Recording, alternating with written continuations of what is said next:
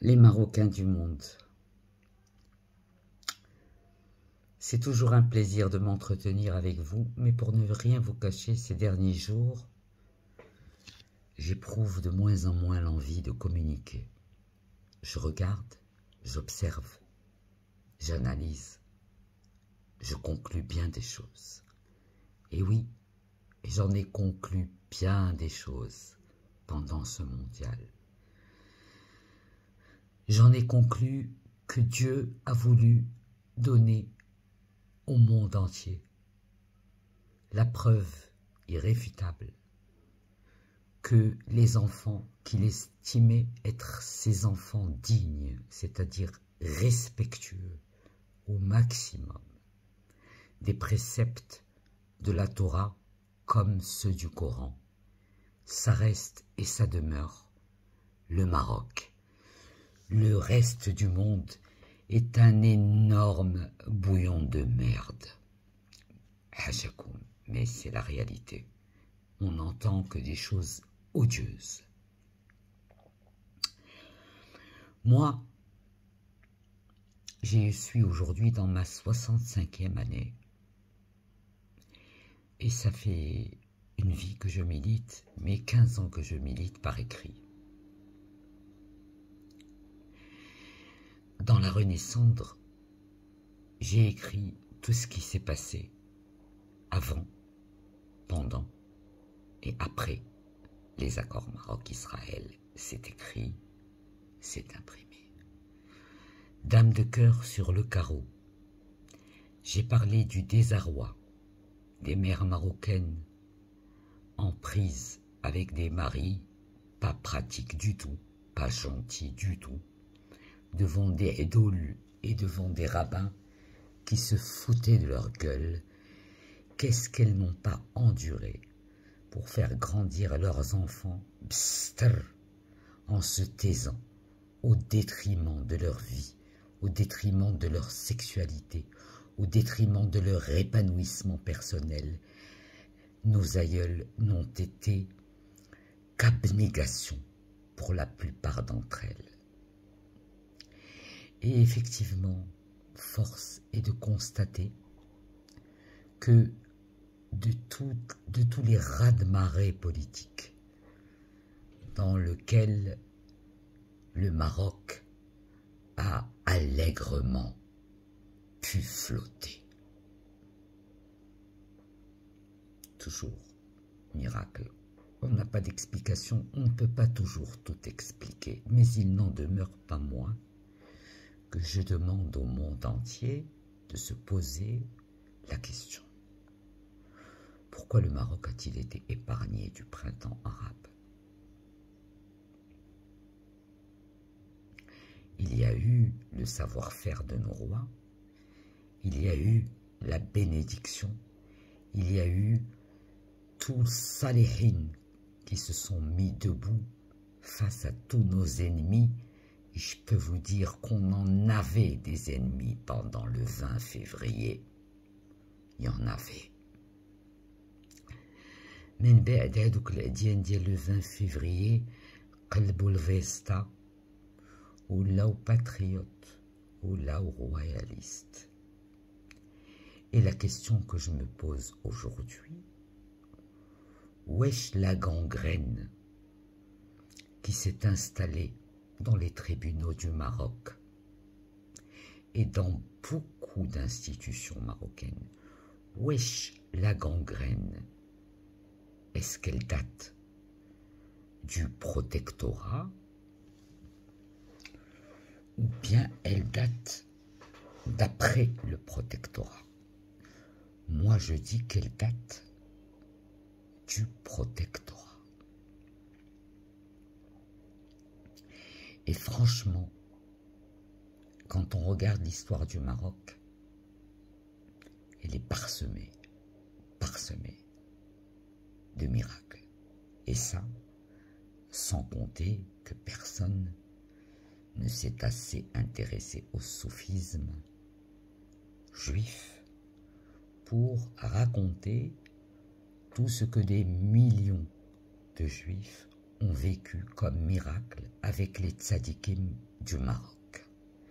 Vous devinez bien qu'ils ne viendraient pas comme ça s'il n'y avait pas dans la légende de leur famille une quelconque incrustation d'un souvenir concernant un miracle réalisé grâce au tzaddik.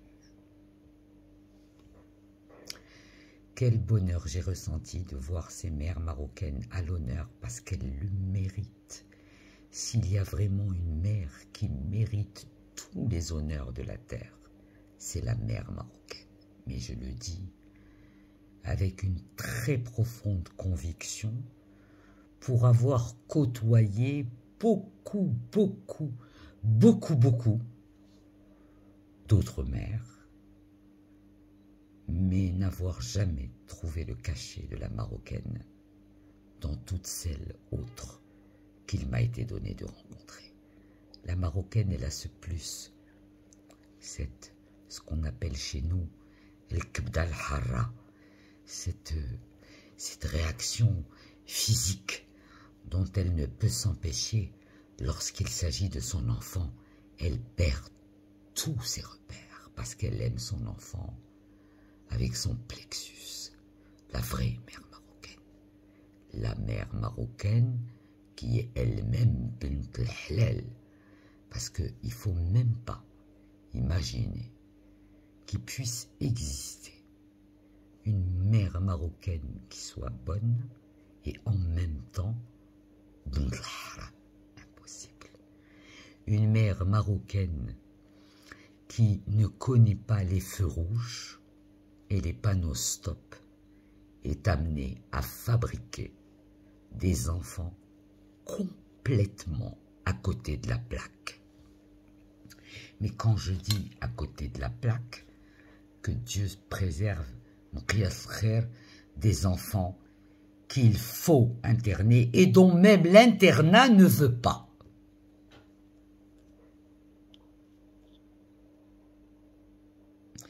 Par contre, ce que je souhaite le plus, c'est que ces jeunes de cette équipe marocaine fournissent à leurs frères et sœurs qui sont depuis des années dans un désarroi total face au chômage dont ils sont victimes, face à l'incompréhension des politiques dont ils sont victimes, face à toutes les injustices que certains ont subies via des samsarat qui distribuaient des peines avec bretelles. Ils ont souffert, mes frères et sœurs. Ils ont souffert, ils ont enduré tout ce qu'ils ont enduré avec un amour immodéré pour leur pays. Et c'est ça que je leur reconnais. Et c'est pour ça que je les aime profondément. Et c'est pour ça que j'aime profondément la terre marocaine. Mais c'est pour ça que la sachant aujourd'hui parsemée, jonchée d'autant de façades, le façade et la façade. Je l'aime et de loin comme beaucoup de Marocains le font. On aime de loin, mais on a mal parce que même de loin, on comprend ce qui se passe de près. Mais qui a écho auprès d'esprits raisonnables, logiques, empreints de divinité, de Coran, de principes de vie, qui est cet esprit parmi les gouvernants qui arrive plus ou moins à être convaincu que la mascarade qu'il aura mis en place et tous les pièges à rats qu'il aura étudiés pendant des années, un jour, peuvent claquer tout seuls et que le gruyère et l'élastique reviennent sur la gueule du piégeur jusque-là, heureux et satisfait d'avoir été autant bien servi par son Satan chéri.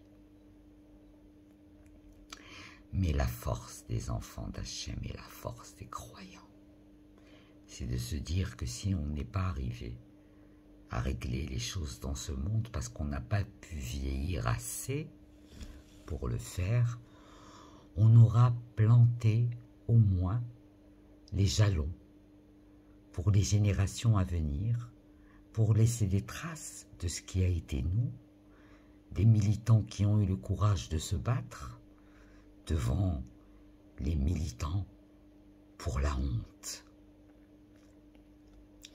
Ceux que leurs besoins personnels, ceux dont les besoins personnels passent bien avant toute forme de principe ou de valeur ou de religion. Vous êtes malheureusement les enfants, et vous avez certainement beaucoup de vous, ont l'âge de mes enfants, la quarantaine. Vous n'avez aucune idée du process, du piège satanique de l'argent. C'est terrible. J'ai été amené à côtoyer ce piège en lisant toutes les histoires qui ont découlé d'héritages qui se sont mal passés. Et donc je suis allé à la recherche de la vraie nature humaine, et ce que j'y ai découvert m'a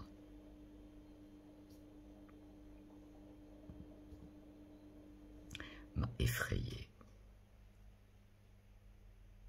Ça m'a effrayé de voir comment d'une génération à l'autre, on est passé de parents très sains, S-A-I-N-S, des parents très sains, S-A-I-N-T-S, à des enfants aussi malsains qui conçoivent de rentrer dans une administration marocaine et de continuer le modus operandi de la trarouédologie en étant convaincu que la chanson Les copains d'abord de Brassens, ça s'applique à eux. Non, les copains d'abord, ça se disloque quand il y a beaucoup d'argent. Et les copains d'abord, ça s'explose quand il y a beaucoup d'argent. Il n'y a qu'à voir les films où il s'agit de beaucoup d'argent. Ils finissent tous comme dans une PlayStation. Et moi, aujourd'hui, ce qui m'interpelle en tant que militante, qui est dans ma 65e année, donc pour moi, il importe peu aujourd'hui à quelle date je vais mourir. L'essentiel est d'avoir fait ce que je me devais de faire en étant vivante, c'est-à-dire dire le maximum de choses qui vont pouvoir éclairer ceux qui sont encore amkalchen. Alors les jeunes MRE, oui, il y a des chasseurs de talents français qui sont venus vous offrir l'Eldorado pour aller faire vos carrières en France, mais j'espère que vous vous êtes rendu compte après ce mondial que les Français n'ont jamais, certains Français n'ont jamais oublié le concept idée fixe qui s'appelle Mouchou et Fatima, qu'ils appliquaient pendant leur protectorat au Maroc dans leur ton vis-à-vis des Marocains.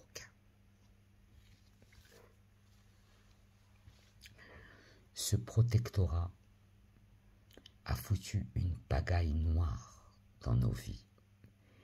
Et je tiens à dire, aujourd'hui que l'occasion m'en est donnée, que les Juifs du Maroc devraient toute leur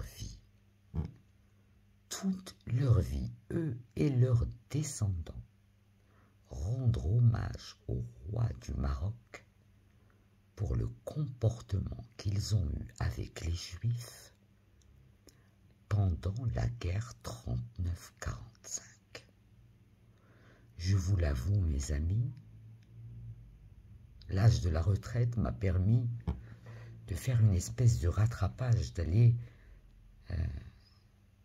vers des sources de savoir auxquelles ma vie de femme carriériste, ma vie de mère de famille, ma vie d'épouse guerrière m'ont quelquefois empêché de me pencher tranquillement. Alors là, je me délecte et je me paye en ce moment plein de films sur un sujet qui me passionne. Les Juifs d'Algérie. Mais mon Dieu, je vous demande pardon. Je veux vous demander publiquement pardon de ne pas avoir toute ma vie compris vos traumatismes, de ne pas avoir compris pourquoi dès qu'on vous disait le mot arabe, vous vous mettiez à trembler. Lorsque j'ai vu ce que vous avez subi en Algérie avec Crémieux, pas Crémieux, juif, pas juif, français par français, dhimmi, pas dhimmi. Kol hakavod à la résistance juive algérienne. Kol hakavod aux alliés qui sont quand même venus les délivrer, mais après tellement de souffrances. Et j'invite tous mes compatriotes marocains à visionner autant que faire se peut des films qui vous documenteront sur le vécu des Algériens en général, mais l'horreur nazi-islamiste qui a été vécue par des Juifs en Algérie. Je suis, à mon âge, encore choqué par ce que j'ai vu et découvert. Et je voudrais finir cette capsule de ce jour jailli de nulle part, mais je la prends comme elle vient quand j'ai besoin et envie de vous parler. Moi, je vous dis les petits loups, là, les petits Madoff. Il y a un proverbe de ma grand-mère qui disait «